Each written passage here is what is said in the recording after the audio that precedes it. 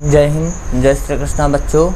आज हम देखेंगे 4 लेसन का एक क्वेश्चन श्रीधराचार्य विधि से। किस विधि से? श्रीधराचार्य विधि से। इसी को हम सूत्र विधि से भी कहते हैं। तो ठीक है, 2 टाइप से क्वेश्चन पूछेगा।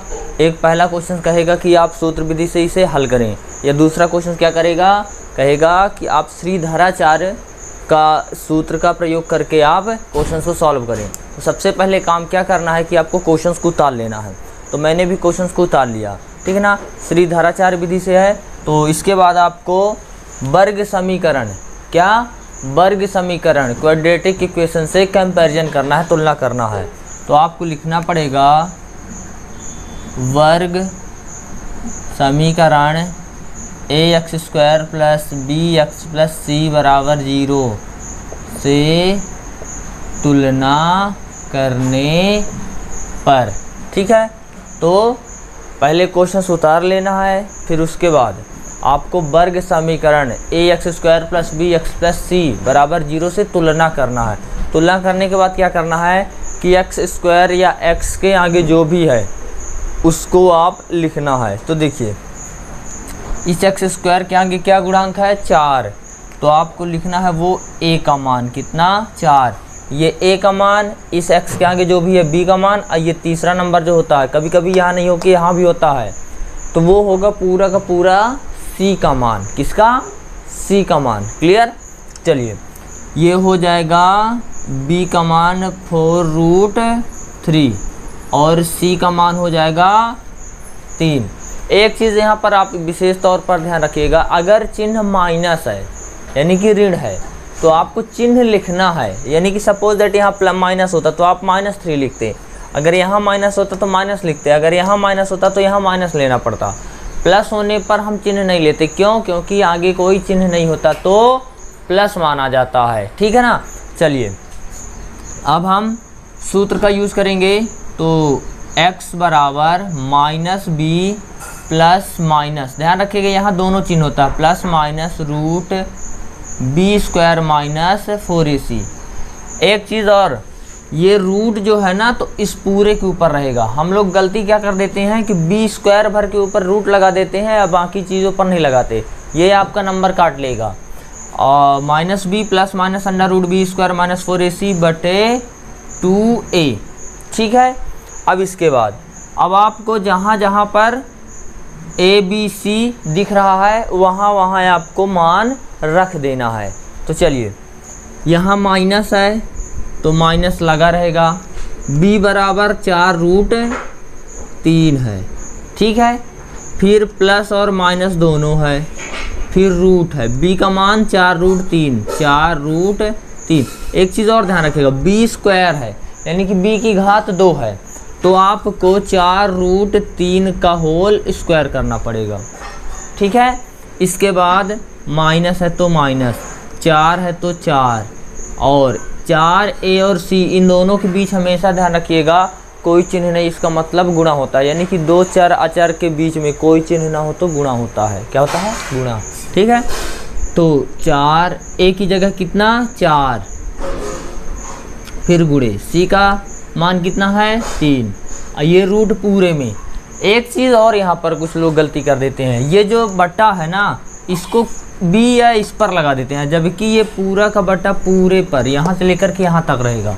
और हम लोगों की छोटी छोटी मिस्टेक से, छोटी छोटी गलतियाँ नंबर काट लेती हैं, और फिर बाद में कहते हैं कि हम तो सही करके आए थे लेकिन नंबर क्यों नहीं मिला। तो नंबर ना मिलने के पीछे आपकी छोटी छोटी भूल होती हैं जिनका परिणाम आपको भुगतना पड़ता है। इसलिए छोटी छोटी गलतियों को विशेष तौर पर आदत में ना लाएं, इनको दूर कर दें शुरुआत से ही, ताकि ये आपके क्वेश्चंस करने में सहूलियत हो और नंबर ना कटे, ठीक है ना।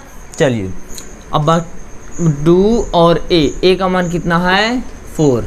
अब यहाँ तक मेरे ख्याल से किसी को दिक्कत नहीं होगी। सबसे पहले क्वेश्चन को उतार लेना है, फिर वर्ग समीकरण ax² + bx + c = 0 से तुलना करना है, और a b c का मान रखना है। फिर उसके बाद श्रीधराचार्य का फार्मूला यानी कि सूत्र -b plus minus √b² - 4ac बटे 2a का यूज़ करना है, और आपको मान रख देना। अगर चिन्ह माइनस है तो आपको माइनस लेके चलना है, ठीक है। आप ये तो कुछ नहीं होगा तो ये रहा आएगा, प्लस माइनस दोनों रहेगा, रूट 4√3 का गुणा 2 बार करना है। कितनी बार गुणा करना है? 2 बार। चलिए मैं एग्जाम्पल्स यहाँ पर समझा देता हूँ। 4√2 4√3 है, गुणे 4√3। जितनी घात लगी है, ध्यान रखिएगा, उतनी बार आपको गुणा करना है। जितनी घात लगी उतनी बार गुणा करना है। तो चलिए ये देखो, 2 घात लगी थी ना, तो 2 बार गुणा किया। तो करना क्या है? गुणा बाहर की संख्या का गुणा बाहर की संख्या से करिए, अंदर की संख्या का गुणा अंदर की संख्या से करिए। तो 4 का गुणा 4 से, 4 चौक 16। और यहाँ पर तो जानते ही हैं कौन सा चिन्ह होता है? गुणा होता है। √3 आपको मैं पिछले वीडियो में भी बताया था, आप भी बता रहा हूँ। √3 तो एक 3 बाहर आ जाता है। √2 मतलब 2 टाइम्स हो तो 1 बार बाहर आ जाता है। 4 टाइम्स होगा तो 2 बार बाहर आएगा, ध्यान रखिएगा। इसी तरह मान लो 6 है तो 6 बाहर आ जाएगा। तो √3 का गुणा √3 में तो 1 बार 3 बाहर आ जाएगा, ठीक है। और 16 16 32 16 3 48 होता है। कितना होता है? 48। तो यहाँ पर लिख देते हैं, इसका गुणा 2 बार करेंगे तो 48 आएगा। इसके बाद माइनस है, 4 चौक 16 16 16 16 32 16 3 48 यहाँ पर भी आ जाएगा। और नीचे 2 चौको 8। इसका तो कोई यूज़ नहीं है अब, ठीक है ना। तो समझाने के लिए था तो इसको मैं मिटा दिया। अब -4√3 प्लस माइनस 48 में 48 घटेगा तो कितना आएगा? बताइए कितना आएगा? 0। हाँ सही, बिल्कुल बोले। 48 में 48 घटेगा तो 0। और 0 का मतलब क्या होता है? कुछ भी नहीं होता है, ठीक है। अब बटे कितना है? 8, ठीक है।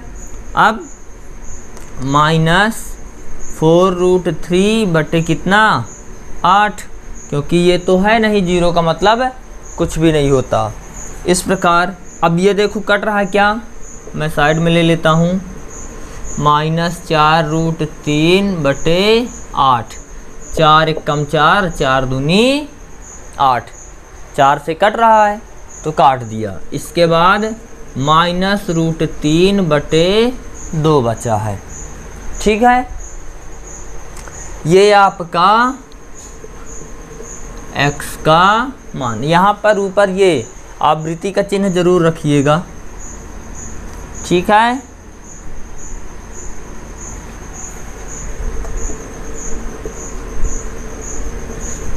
ये अब आगे क्या करेंगे?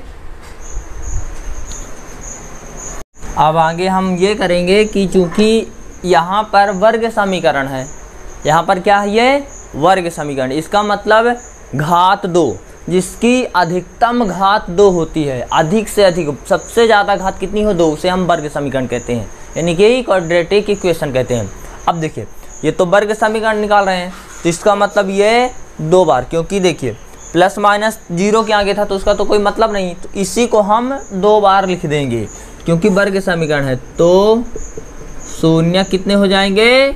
2 बार यही शून्यक x = -√3 बटे 2 व -√3 बटे 2। यही आपका क्या कहलाएगा? आंसर। अब बताइए श्रीधराचार्य विधि में कहीं दिक्कत है आपको? अगर डाउट है तो आप मुझे कमेंट करके बताइए, और अगर वीडियो अच्छा लगा हो, पसंद आया हो तो लाइक कर दीजिए।